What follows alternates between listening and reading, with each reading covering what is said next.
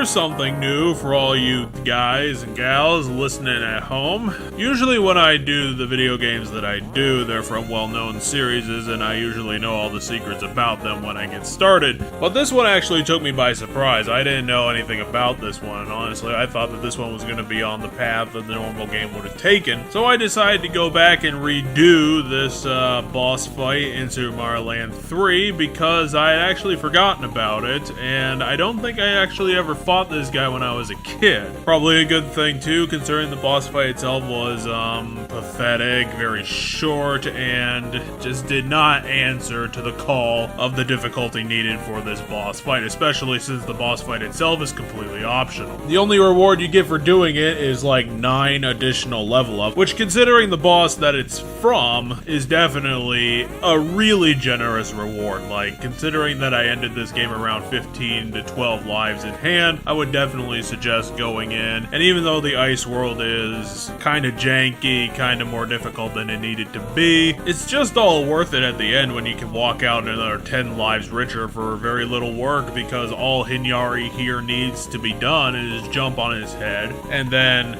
you got that platform up there so you can just stay up there for the entirety of the battle. Hinyari just whiffs every attack that he tries to throw. You jump behind him, you charge attack him in the back, and then jump on his head. You do that twice, and then you're 10 lives richer in the bargain. It's definitely not some sort of hidden secret or something. Really wouldn't have missed anything if you hadn't known about this boss fight at all, but considering that all I needed to do was find a secret door in a level that I had completely blown past because it's a secret door, and this is a Nintendo game, so Nintendo usually hides their collectibles very well, I didn't consider it a lot of work, so I went back and did this boss that I completely missed while I was researching the boss names for other videos. Am I glad that I fought Hinyari? No, I'm not. It would have helped if I had fought him in the mid-game and gotten all those extra lives, but the boss fight itself is not interesting, and it doesn't do pretty much anything to stand out. Even Hinyari himself, even though he's a giant penguin with a spike helmet, that is all irregular and shit, so it actually took a lot of design effort to get the pixel art to look like that from the Nintendo handheld team. It's nothing special. Like, seriously, you can walk into this boss fight and the door is right there.